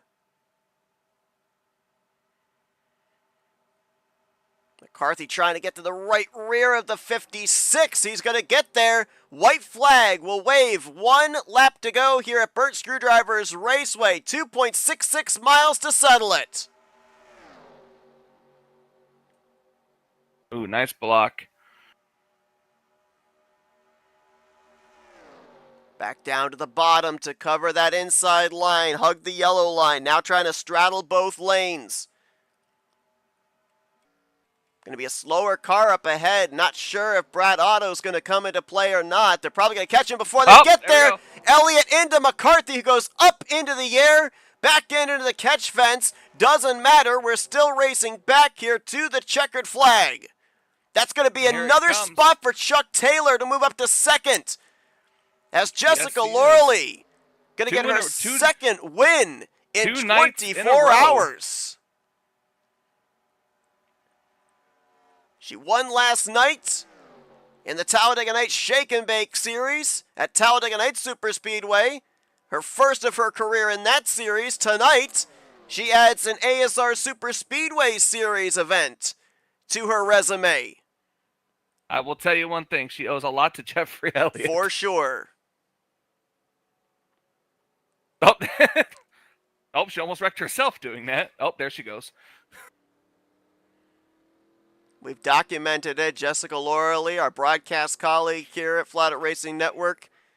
Her full-time career on Edge 2003 Online going to be coming to an end around the end of October. It's been quite a home stretch here for her. Picks up a victory on Tuesday nights over on Tarnation TV. We mentioned last night in the Shake and Bake Series picking up a victory, and here tonight under the lights at Burnt Screwdrivers Raceway in the ASR Super Speedway Series. And how about Chuck Taylor bringing it home in 2nd? Brian Rawson's going to finish in 7th. I believe Rawson's still going to have the points lead, but if my projections are correct, I'm thinking about 2-3 points is going to be the separation between the top 2 for the championship in next week's season finale. Going to burn it down in the grass. I got confirmation last night when Jessica Lorley was doing some reverse burnouts after that victory in the Shake and Bake Series that she was trying to take a page out of Joe DeSpirito's book, but said it's tough to do those reverse burnouts. I thought she might be attempting to do them again here, but instead going to do some burnouts in the grass just towards the pit road exit. 8 laps led here tonight for the driver of the Thrift Books Pontiac. Seth, she said she's going to try it. Oh, she is going to try the reverse burnouts? Oh, here we go. Let's see if she can do it. The last time she did it last night, I think she got some back-end damage. And here she goes again. TV2. I was going to say TV2. Well, A for effort, I guess. She said It's she just said yeah, I'm not Joe. well, we'll call it what is it they call it when they do the is it the oh shoot the straight burnouts? Is it like John Force. John Force burnouts? Yeah, so we'll call it a reverse John Force burnout.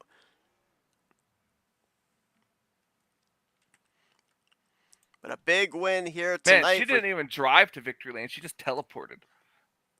the crew will push her there.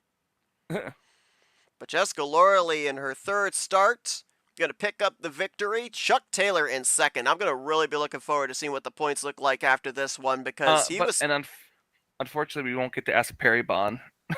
True. But Taylor came into this race 6 points behind Brian Rawson. He also spent most of this race behind the 6 car.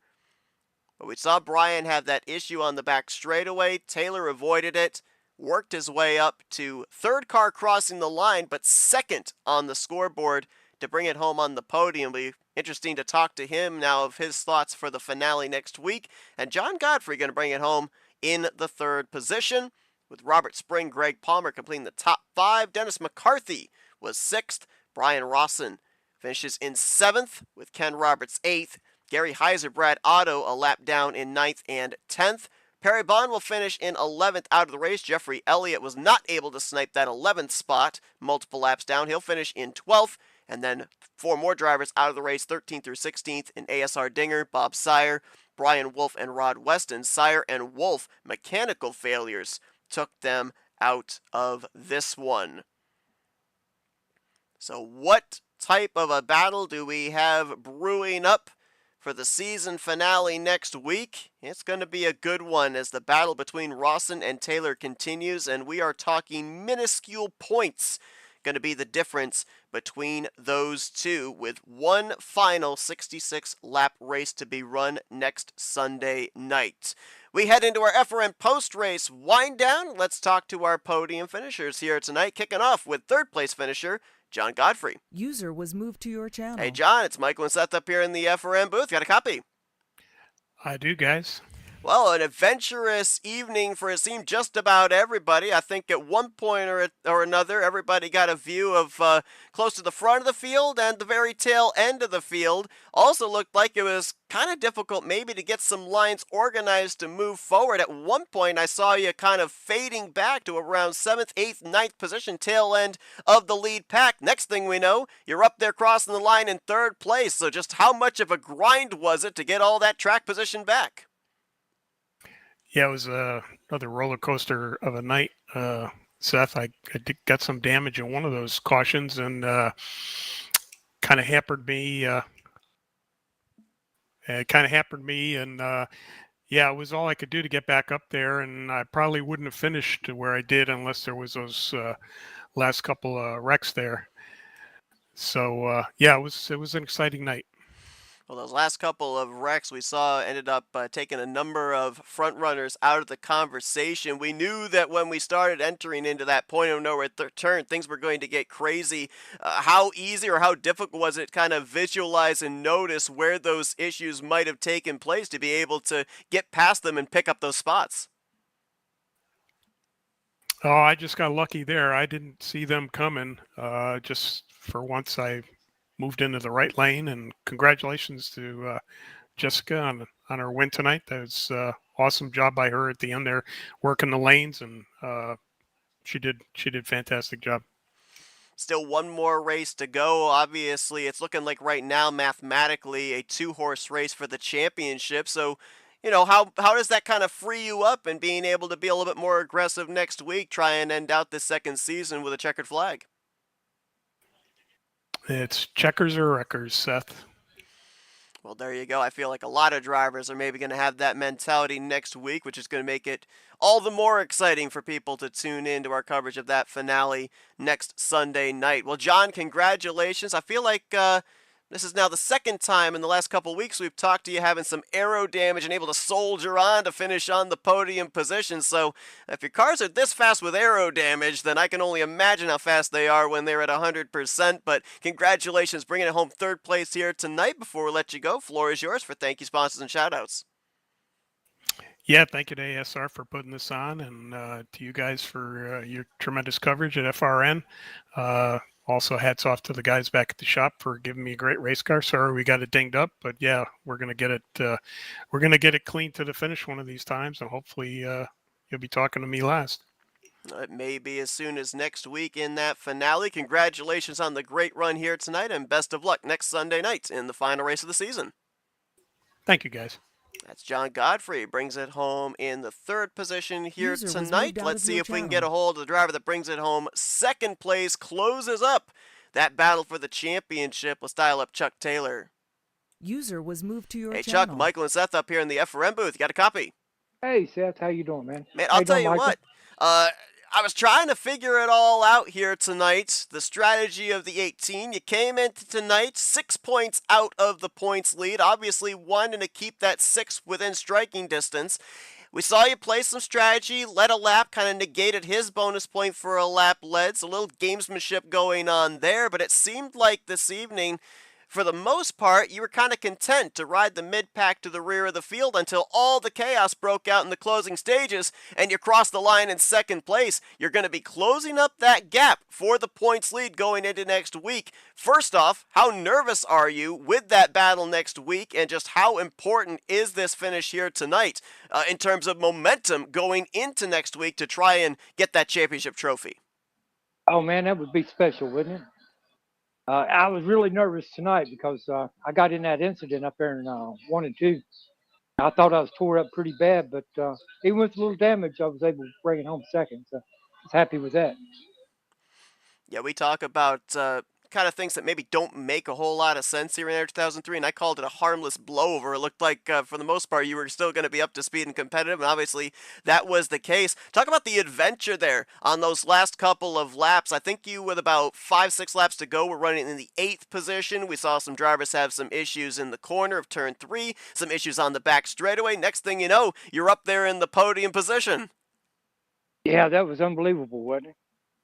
I still can't believe it. I just lucked out and, was in the right place at the right time. So how much from what you were able to learn here tonight, and not only tonight, but you've put together an incredible season, very consistent, you've been the points leader at a time or two here.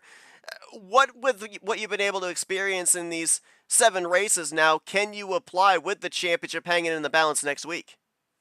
Well, I've learned the drivers. I've learned who I'm racing against. And when you know who you're racing against, you know who to work with. And that's helped out a lot this season. Well, Chuck, congratulations on the great run here tonight. You needed to make up points to make it close going into that finale. You did so here tonight, bringing home solidly in the runner-up position. Before we let you go, floor is yours for thank you, sponsors, and shout-outs. Hey, thank you, man. And I appreciate you guys in the booth and putting on this fun race, man. This has been a lot of fun this year. And I want to throw a shout out to Chase Briscoe for winning that race today, man. That was a good race on TV. Yes, it was. I was cheering for Chase as well. I wanted to see him in the Final Four, so that was a pretty cool thing to see this afternoon. And congratulations following it up here with a solid outing tonight at Burnt Screwdrivers Raceway. We look forward to seeing you in that championship battle next week, next Sunday night. Hey, thank you, man. And I appreciate that. And I appreciate all the help that I got tonight to get where I got to. And Brian and everybody and HUD for putting this show on, man. This has been a lot of fun. Well, that's Chuck Taylor, second place here tonight. It's going to be down to very small single digits, the interval between himself and Brian Rosen for the championship. We wish you luck, and maybe we'll be talking to you as the Season 2 champion in a week's time. Oh, wouldn't that be special? Certainly would. That's Chuck Taylor. He's second place here tonight at User Burnt was moved out of Screwdrivers your channel. Raceway. There was a lap machine between himself and the race winner in Jeffrey Elliott. He helped push Jessica Lauralee to the top position, her first win of the ASR Superspeedway Series, and we're going to go down to victory lane and dial her up now. User was moved to your channel. Hey Jess, Michael and Seth up here in the FRM booth. You got a copy? Possibly. I might still be here. I don't know. My mind might have checked out. Well, this seems like a bit of familiar territory. We talked with you about 24 hours ago. You picked up your first victory in the Talladega Shake and Bake Series. Tonight you're in victory lane, the ASR Superspeedway Series, and we saw you testing a lot of different lines out there. You charged up in the third lane, you made runs on the bottom. I think at one point we saw you and the 56 when you jumped up to that third line. You were back around ninth position. Within about a lap and a half, you were up there in the race lead. So it looked like you definitely had a car that could lead lines. Yeah, last week I found something up there, and like I mentioned to Kyle prior and on like that, it's like everyone tries to hold their line, and that's respectful as much as you can, but there's always someone who's a little bit higher up and all, and if you could just be on that high side and just kind of like slowly, not bully, but get close, you can always get that whiff of draft off of the guy who's a little bit higher up in that middle line, right? And that'll just like, it's like what they call the non-existent side draft or whatever. And that's what I found last week, and I realized I can make some moves by myself, and obviously after a while, they pass you back. So when I saw Jeffrey willing to go up there, I went up there, in front of him. We made it work pretty well. And yeah, it's like this. I rather race middle to high. I'm very comfortable up there, but this is a bottom track. It's always felt like it's a bottom track because that's how BSRs always seems to have presented itself over the years. I mean, we ran this over an RTG, so that's how it's always felt. Obviously, as well, we saw that you had a car that was very good on the attack. What about on the defensive mode? Because it looked like there, and especially that final lap and a half, you had some decisions to make. We saw an outside line form there. We saw the inside line get a surge. How difficult was it to kind of read where the momentum was at to be able to keep it all in your rearview mirror? Well, I had a couple of people helping me out, spotting for me, which I really highly appreciate them, and I'll give them credit in the closing, you know what I mean? So, but it's like, and to be honest with you, I'll just say it now. I mean, Godfrey was basically one of my eyes helping me the whole time, telling me about what was coming on, what was going on. Godfrey was a little bit off the pace, so I tried to work with him a little earlier. So I guess this was like, I don't know. It was like, the years of friend, like, well, how long have I been racing RTG stuff? Like 4 or 5 years now, or something like that. Something like that, yeah. You get some friends and all like that, and they're willing to look out for you half the time. And I was very thankful that Godfrey told me which lane was coming and that I needed to watch. He didn't tell me to basically go up there and block. He just told me to watch and be careful and whatnot, just making sure I was aware of the situation. As far as Jeffrey, I didn't even know. Like I was telling Michael, I didn't even know he was more than one lap down. I didn't know he was actually going to stay with me because usually Jeffrey's really aggressive, and I felt like when he was ready, he was going to make the move and go for the win. I had no idea he wasn't even on the lead lap, so that kind of shocked me when I got told. So it's like, okay, well, we'll see what happens. And thankfully, and I appreciate very much that Jeffrey stuck with me. But the defensive thing, Seth, it's always hit or miss because you saw earlier when I was leading that one line and I got to the front, I expected Ken and Brian to get up in front of me, and I had no problem with that. I didn't really want to be leading earlier on, and then out of nowhere, they just freight trained, on both sides. So I was like, okay. So defensive, it was going to be hard to make that move without them going to that third lane, but I had to play defensive, okay, half up, and then when they got to the point where I knew they were probably going to try to dive down, I had to make sure I got ready to dive back down. So yeah, we ended up obviously seeing, as you said, getting a little bit of assistance of letting you know where those runs were, being able to make the right moves, the right blocks at the right times in those closing stages, especially when we got to that point of no return and knew that it was going to be anything could happen before you guys got around to the checkered flag. We've seen you hit a couple of firsts here in the last couple of months. You had a victory we documented on Tuesday nights, of course, the victory last night, the victory here this evening. We've documented that, obviously we're winding down where you're going to be running full time here in Enter 2003 online. And I kind of meant to ask this to you last night, so I'll take the opportunity and ask it here this evening. evening. I know that obviously every race that a driver wins is special, but these victories you've been able to get here down the home stretch of your full-time career, how much more special are they for you now than maybe some of the ones that you've had even the beginning or middle of your Enter 2003 online career? Well, there are always those specific races that I've won that stand out, and some of them that I've lost that actually stand out that are really like big, like the Bob Seminary getting me at Talladega and Grant Wesley at Daytona. Even though I lost, those are like big moments because of how close the racing was. But it's like these final races actually mean quite a bit because what was it, Seth? Like I think like a couple years ago, I said that I felt like I didn't have it anymore. That maybe I should just walk away because obviously I didn't feel like I was in contention to win, or I wasn't battling in the top 10 and top 5. I wasn't getting the top 15, top 10 finishes that I need. I just felt like I had lost, like everyone had just passed me because my wins really came back in the Gen 6 and Gen 6 BR and the early Men Cup. So I felt like I was outdated and everyone was just going to go and buy me now. And then I felt like I would try and see what happened. I got that resurgence a couple times for the playoffs, in RTG, and then okay. Then all of a sudden it's like I make my announcement, I'm done because I got married and everything else, and then all of a sudden, boom, just the last month comes up, and then bam, bam, bam. It's like it's nice to feel, even though if I do lose the next couple of races, that's fine. If I go out and get wrecked, that's fine. It's nice to know I at least at one point felt competitive enough to be out there and actually can run up near the front with people.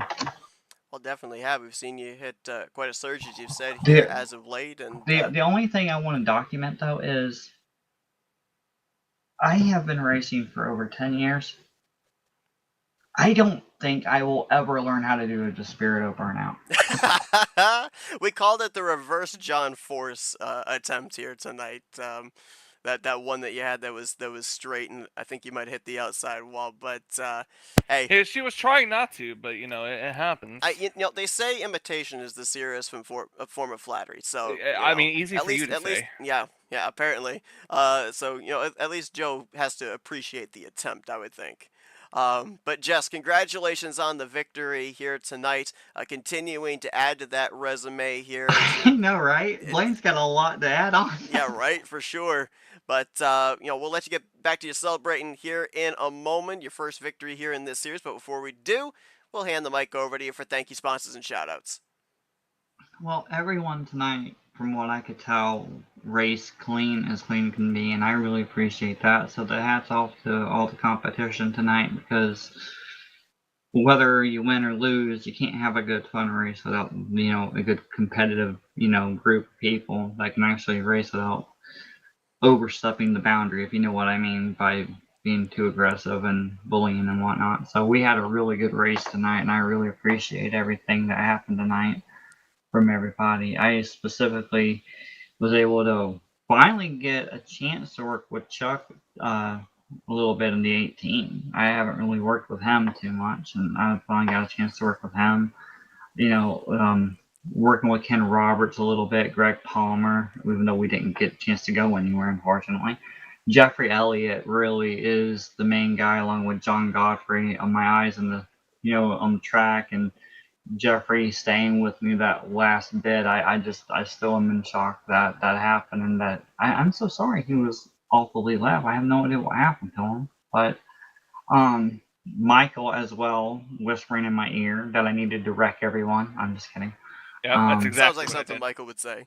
Yep, exactly. But yeah, I mean, Seth, you do my cars for me. You painted like nearly all, but I think 2 ever for me.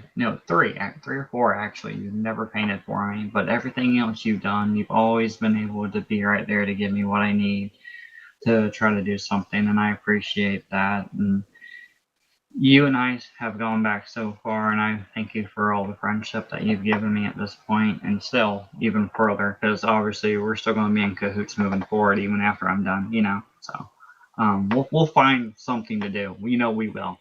But Michael as well, Kyle, everyone from the FRN broadcast crew, Jack Mitchell. I'm still trying to get used to him. But anyway, yeah, he's a Miller thing, isn't he? So he's a different person. He's a Ram fan. Anyway, I mean, I appreciate the fact that I've been able to come out here and do this, and you willing to come over here, and because you came over here, just like last night, I said it.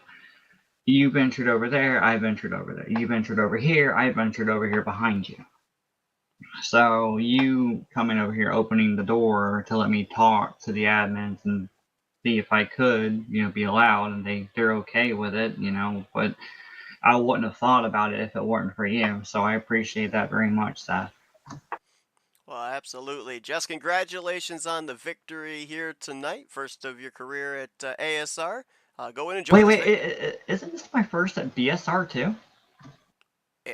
I think so. Could be, yeah. I don't think I've ever won BSR. I don't think so either. Yeah. Well, so a first at that track as well. Yep, first all around. So there you go. So congratulations on that as well. Go in and enjoy this victory. Absolutely. Thank you guys. Appreciate it. Michael, thank you for opening your mouth and helping me.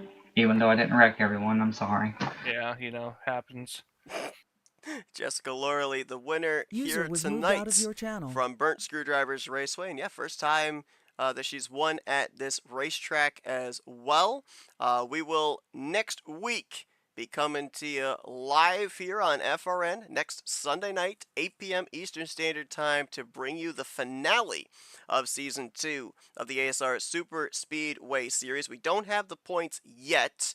I'm going to guess, this is just a guesstimate on my part based off of finishing positions. I'm thinking it's looking like it's going to be between 2 to 3 points difference between Brian Rawson and Chuck Taylor. It's going to be that close at a Super Speedway Series for the championship in next week's finale. You're not going to want to miss this, folks. It's been these two really down the second half of this season, and it seems only appropriate that it's going to be those two duking it out next week when they take to Burnt Screwdrivers Raceway for the final time in Season 2.